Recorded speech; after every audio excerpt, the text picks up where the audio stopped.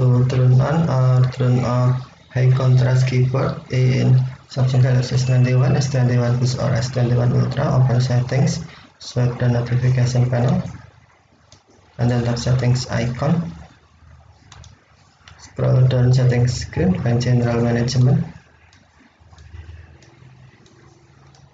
and then tap general management. Tap Samsung keyboard settings, and then to turn on high contrast keyboard, tap high contrast keyboard switch until blue, or to turn off, tap switch until white. If you turn on high contrast keyboard, you can see your keyboard in high contrast. And if turn off,